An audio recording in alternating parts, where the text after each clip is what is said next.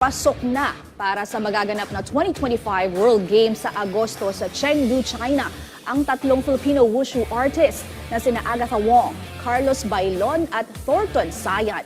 Para sa detalye, narito ang report ni Paulo Salamati. Unti-unti nang lumalago ang delegasyon ng Pilipinas sa mga ipapadalang mga atletang sasabak para sa magaganap na ika-12 edisyon ng World Games ngayong darating na Agosto sa Chengdu, China.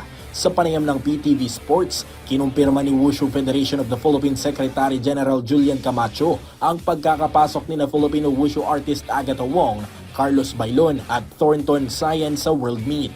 Ito'y dahil sa matagumpay na kampanya ng Philippine Wushu Team sa sinalihang 16th World Wushu Championship sa Texas, USA noong taong 2023 na kung saan nasa kabuang isang ginto, 4 na silver at isang bronze medals ang nakuha ng koponan.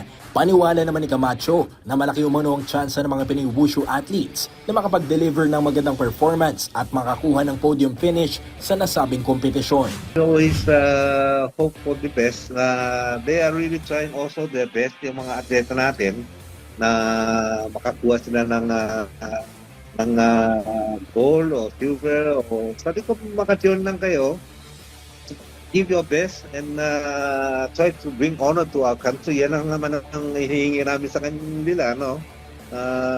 As long as we try our best, manalo, matalo, I think it's gaswil,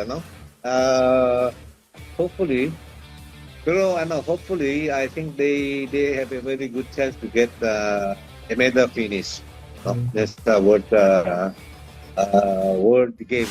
Ibinahagi rin ni Camacho na sa tatlong Pinoy wushu artist na nagkwalipikang sasabak para sa World Meet na sina Wong, Bailon at Sayan ay 2 lamang ang kanilang ipapadala rito. Ito'y matapos umurong ni Thornton para sumabak sa World Meet sa kadahilan ng ito'y magre-retiro na. Nag-retire na, ayaw na, dapat qualify din siya eh. Nag-retire na. So we just received his retirement letter last week, no? So hindi siya makakasama. I think he's taking up marine engineer or something like that in the province. He will concentrate on his studying on that particular course. Hindi natin siya mapupilit, no? So we hope he's for his best, kung darating na in his future career, no? Sa ngayon, sumasailalim sa isang intensive training sina Wong at Bailon kasama ang buong Philippine Wushu Team hanggang sa pagsapit ng World Games at sa iba pang mga kompetisyong sasalihan ng koponan ngayong taon. Paulo Salamatin para sa Atletang Pilipino sa Bagong Pilipinas.